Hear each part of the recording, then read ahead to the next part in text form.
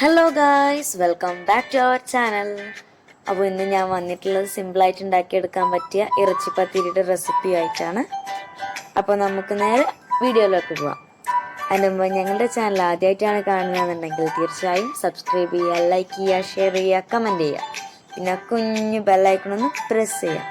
അപ്പം നമുക്ക് നേരെ വീഡിയോയിലോട്ട് പോവാം. അപ്പോൾ ഇതിനായിട്ട് ഞാൻ ഒരു 1/2 കിലോ ബീഫ് എടുത്തിട്ടുണ്ട്. ഇത് ഞാൻ ഉപ്പ്, മുളക് പൊടി, മഞ്ഞൾപ്പൊടി, അല്പം ഗരം മസാല ഒക്കെ ചേർത്ത് വേവിച്ചെടുത്തതാണ്. ഇത് നമുക്ക് ചിക്കൻ വെച്ചിട്ടും ചെയ്യാം. ഞാൻ ഈ ബീഫ് മിക്സിയുടെ ചെറിയ ജാറിലിട്ട് ഒന്ന് ക്രഷ് ചെയ്തെടുത്തിട്ടുണ്ട്. ഇത് ഒരുപാട് പൊടിയായി പോകരുത്, ഈ ഒരു പരുവത്തിലാണ് നമുക്കിത് കിട്ടേണ്ടത്. അപ്പോൾ ഇതിലേക്കുള്ള മസാല തയ്യാറാക്കാം. അപ്പോൾ ഇനി ഇതിലേക്ക് വേണ്ട ഇൻഗ്രീഡിയൻസ് എന്തൊക്കെയാണെന്ന് നോക്കാം. അപ്പോൾ ഞാനിവിടെ എടുത്തിട്ടുള്ളത് ഇറച്ചി എടുത്ത അത്രയും സവാള എടുത്തിട്ടുണ്ട്. അതുപോലെ മല്ലിച്ചപ്പ് ചെറുതായി അരിഞ്ഞത്, പച്ചമുളക്, ഇഞ്ചി വെളുത്തുള്ളി പേസ്റ്റ്, കറിവേപ്പില ചെറുതായി അരിഞ്ഞത്. ഇതിനായി ഞാൻ പാൻ അടുപ്പത്ത് വെച്ചിട്ടുണ്ട്. ഇനി നമുക്ക് ഇതിലേക്ക് ആവശ്യത്തിന് വെളിച്ചെണ്ണ ഒഴിച്ചു കൊടുക്കാം. വെളിച്ചെണ്ണയിൽ ഇത് ഉണ്ടാക്കുന്നതാണ് ഇതിൻ്റെ ടേസ്റ്റ്, നല്ല ടേസ്റ്റ്. നമുക്ക് വേണമെങ്കിൽ ഓയിലും യൂസ് ചെയ്യാം. ഞാൻ ഇതിലേക്ക് കട്ട് ചെയ്ത് വെച്ച് സവോള ആഡ് ചെയ്ത് കൊടുക്കുകയാണ്. സവോള നമുക്ക് നന്നായിട്ടൊന്ന് വഴറ്റിയെടുക്കാം.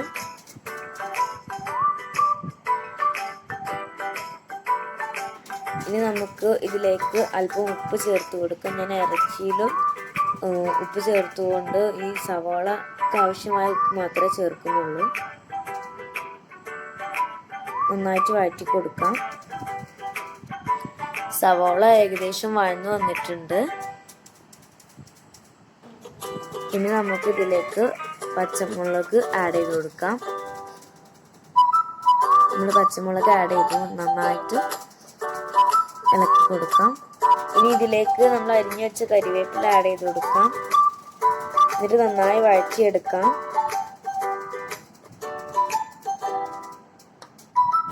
ഇനി ഇതിലേക്ക് നമുക്ക് ഇഞ്ചി വെളുത്തുള്ളി പേസ്റ്റ് ആഡ് ചെയ്ത് കൊടുക്കാം. ഈ ഇഞ്ചി വെളുത്തുള്ളി പേസ്റ്റിൻ്റെ പച്ചമണം മാറി കിട്ടുന്നത് വരെ നമുക്ക് നന്നായിട്ട് ഇളക്കി കൊടുക്കാം.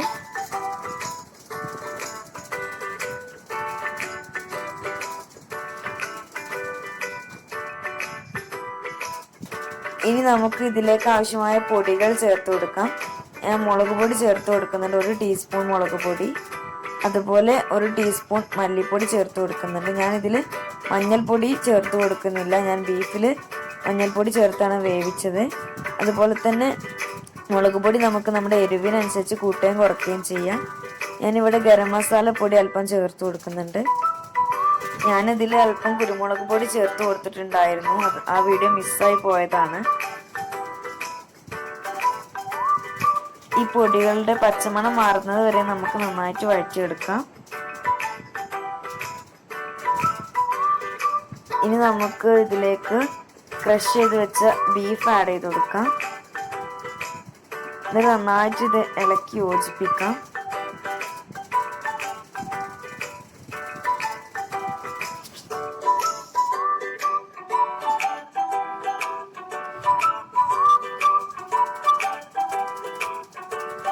അപ്പോൾ നമ്മൾ ഈ ബീഫും മസാലയും നന്നായിട്ട് മിക്സ് ചെയ്തിട്ടുണ്ട്. ഇനി നമുക്ക് ഇതിലേക്ക് നമ്മൾ അരിഞ്ഞു വെച്ച മല്ലിയില ആഡ് ചെയ്ത് കൊടുക്കാം.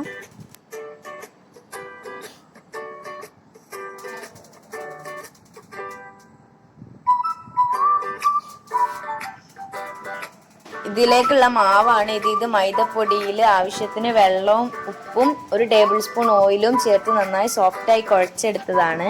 ഈ വലുപ്പത്തിലുള്ള ബോൾസ് ആക്കി എടുത്തിട്ടുണ്ട്. മാവ് നന്നായി സോഫ്റ്റായി വന്നിട്ടുണ്ട്. അപ്പോൾ ഇനി നമുക്കിത് പരത്തിയെടുക്കാം. ഞാൻ മൈദപ്പൊടി വെച്ചിട്ട് തന്നെയാണ് ഇത് പരത്തിയെടുക്കുന്നത്.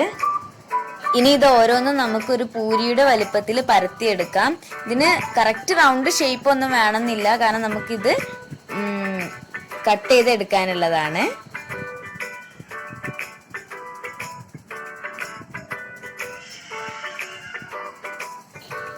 നമുക്ക് ഈ ഒരു കനത്തിലാണ് ഇത് കിട്ടേണ്ടത്. ഇത് ഓവർ തിന്നാവാനും പാടില്ല, ഓവർ കട്ടിയാവാനും പാടില്ല. ഇനി നമുക്ക് ഒരെണ്ണം കൂടി പരത്തിയെടുക്കാം.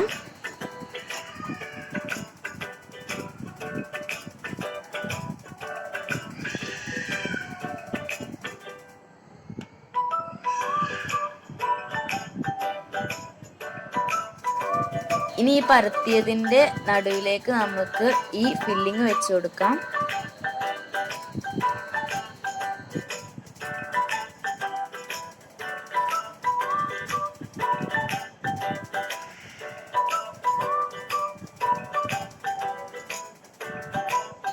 ഇനി നമുക്ക് നേരത്തെ പരത്തി വെച്ച പത്തിരി ഇതിൻ്റെ മുകളിൽ കവർ ചെയ്തിട്ട് റൗണ്ടിൽ വിരൽ വെച്ചൊന്ന് പ്രസ് ചെയ്ത് ഒട്ടിച്ചു കൊടുക്കാം. ഇനി ഇതുപോലെയുള്ളൊരു മൂടി വെച്ചിട്ട് നമുക്ക് ഇത് ഒന്ന് കട്ട് ചെയ്ത് കൊടുക്കാം.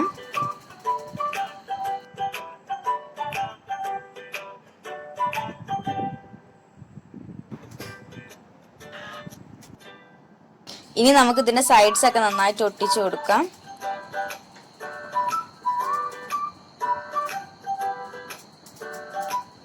അതിന് ശേഷം ഇതേപോലെ നമുക്കൊന്ന് ഷേപ്പാക്കി കൊടുക്കാം. ഇതിങ്ങനെ ഷേപ്പാക്കണമെന്നൊന്നുമില്ല. ഇതിങ്ങനെ ഷേപ്പാക്കാൻ ബുദ്ധിമുട്ടാണെന്നുണ്ടെങ്കിൽ ഇത് നേരിട്ട് ഫ്രൈ ചെയ്തെടുക്കാം.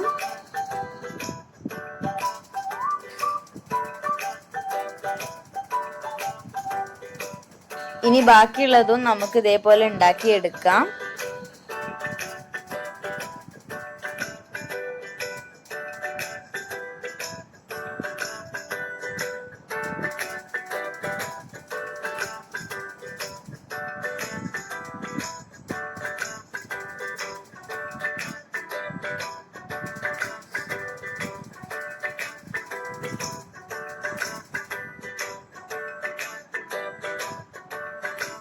അപ്പോൾ ഇതുപോലെ നമ്മൾ ബാക്കിയുള്ളതും ചെയ്തെടുത്തിട്ടുണ്ട്.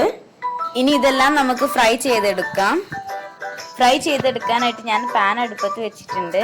ഇനി ഇതിലേക്ക് ഫ്രൈ ചെയ്തെടുക്കാൻ ആവശ്യമായ ഓയിൽ ഒഴിച്ചു കൊടുക്കാം.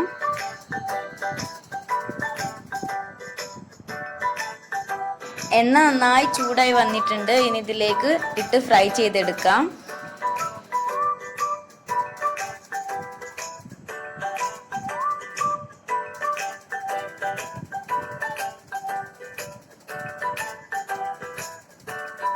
ഇതിന്റെ ഒരു സൈഡ് ഏകദേശം വെന്ത് വന്നിട്ടുണ്ട്. അപ്പൊ ഇനി നമുക്കിത് തിരിച്ചിട്ട് കൊടുക്കാം.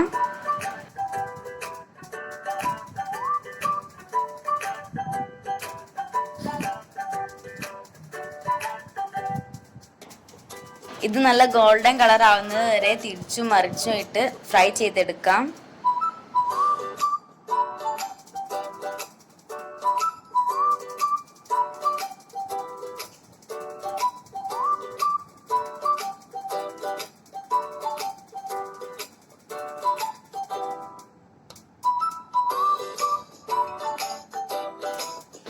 ഇത് നല്ല ഗോൾഡൻ കളർ ആയിട്ടുണ്ട്. ഇനി ഇത് നമുക്ക് എണ്ണയിൽ നിന്ന് മാറ്റാം. ഈ ഒരു കളർ ആവുമ്പോൾ എണ്ണയിൽ നിന്ന് മാറ്റണം.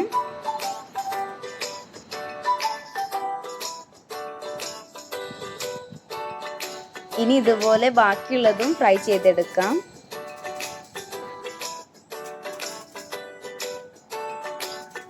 നമ്മൾ ബാക്കിയുള്ള പത്തിരിയും ഫ്രൈ ചെയ്തെടുത്തിട്ടുണ്ട്. ഇനി ഇത് മുട്ടയിൽ മുക്കി ഒന്നുകൂടെ ഫ്രൈ ചെയ്തെടുക്കാനുണ്ട്. ഇതിനാവശ്യമായി ഞാൻ 2 മുട്ടയാണ് എടുത്തിട്ടുള്ളത്. ഇത് നമുക്ക് ബൗളിലേക്ക് പൊട്ടിച്ചൊഴിക്കാം.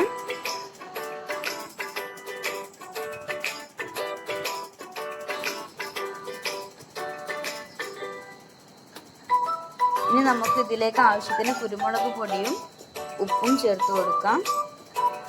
ഇത് നന്നായി മിക്സ് ചെയ്യാം.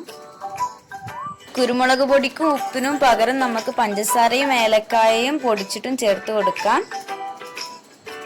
പാൻ അടുപ്പത്ത് വെച്ചിട്ടുണ്ട്. ഇനി നമുക്ക് 1 ടേബിൾ സ്പൂൺ ഓയിൽ ഒഴിച്ചു കൊടുക്കാം. ഇനി ഓരോ പത്തിരിയും മുട്ടയിൽ ഡിപ്പ് ചെയ്തിട്ട് നമുക്ക് ഫ്രൈ ചെയ്തെടുക്കാം. മുട്ടയിൽ ഏലക്കായും പഞ്ചസാരയും വെച്ച് ചെയ്യുന്നവർക്ക് അങ്ങനെയും ചെയ്യാം. അത് മധുരവും എരിവും കൂടെ അത് വേറൊരു ടേസ്റ്റാണ്. അങ്ങനെ ഇഷ്ടമുള്ളവർക്ക് അങ്ങനെയും ചെയ്യാം. ഇതിന്റെ ഒരു ഭാഗം ഫ്രൈ ആയി വന്നിട്ടുണ്ട്. ഇനി നമുക്കിത് തിരിച്ചിട്ട് കൊടുക്കാം.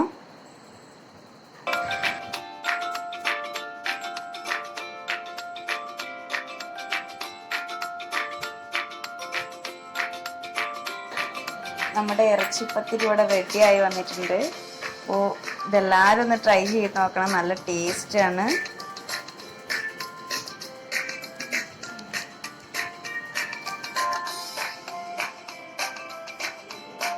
Thank you for watching.